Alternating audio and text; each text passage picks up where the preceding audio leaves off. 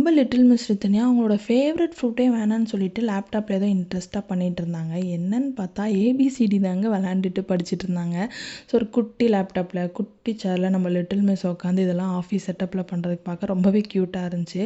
Little miss ஒரு help பண்ணுறீங்களா, கதவு யாரோ தட்டுறாங்க, யாருன்னு பார்த்துட்டு வாங்கன்னு சொன்னாலுமே க்யூட்டாக ஏஞ்சி போய் பார்த்தாங்க. அம்மா பார்சல் அப்படின்னாங்க. அம்மாவுக்கு என்ன இருக்குன்னு தெரியும், நீங்களே வந்து ஓப்பன் பண்ணுங்கன்னு சொன்னேன். ஸோ ஓப்பன் பண்ணுங்கள், எங்கே போகிறீங்க அப்படின்னு கேட்டதுக்கு, இல்லைம்மா கொசு வந்துடும், நான் கதவை சாத்திட்டு வரேன்னு அவங்க க்யூட்டான வாய்ஸில் 2 வயசுக்கு மேலே பேசுறது ரொம்பவே ஜாலியாக இருக்குது ஆஸ் அ பேரண்ட்டாக. ஸோ அதை நான் அமேசான்லேருந்து ஆர்டர் பண்ணியிருந்தேன். ஸோ நம்ம லிட்டில் மிஸ் ரித்தன்யாவோட யூடியூப் சேனலை சப்ஸ்கிரைப் பண்ணிவிட்டு அப்படியே இன்ஸ்டாகிராம்லேயும் ஃபாலோ பண்ணிக்கோங்க. மறக்காமல் லைக் பண்ணிவிட்டு உங்கள் வீட்டு குட்டீஸ்லாம் என்ன சேட்டை பண்ணுவாங்க கமெண்ட் பாக்ஸில் கமெண்ட் பண்ணிட்டு அவங்களுக்கு இந்த வீடியோவை ஷேரும் பண்ணுங்கள்.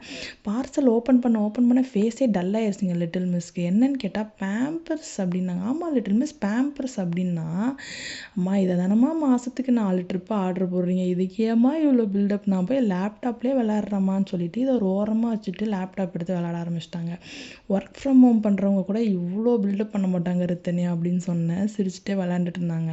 ஸோ வாங்க நம்ம லிட்டில்ஸ் பற்றி பார்க்கலாம். ஸோ இந்த லிட்டில்ஸ் வந்து செம்ம ப்ளஃபி சாஃப்ட் தாங்க, ரொம்பவே சாஃப்டாக இருக்கும். ஸோ 48 பேண்ட்ஸ் இருக்கும். இது வந்து நான் அமேசான்லேருந்து தான் வாங்கியிருந்தேன்.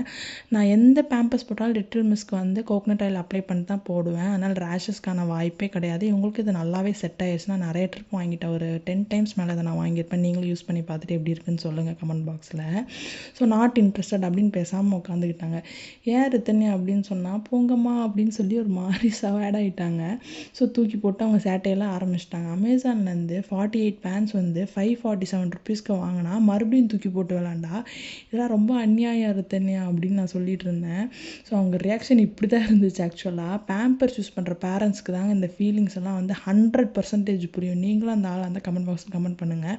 நம்ம விஜய் அண்ணா ஆட்சிக்கு வந்தார்னா ரேஷன் கார்டுக்கு 50 பேம்பர்ஸ் ஓகே, லூஸ் மோஷன் போனால் 10 எக்ஸ்ட்ரா வேணும், 60 பேம்பர்ஸ் வந்து எங்களுக்கு கொடுங்க விஜய் அண்ணா. இது எங்களோட லிட்டில் மிஸ் ரித்தன்யா பேஜ்லேருந்து கோரிக்கைன்னு சொல்லலாம்.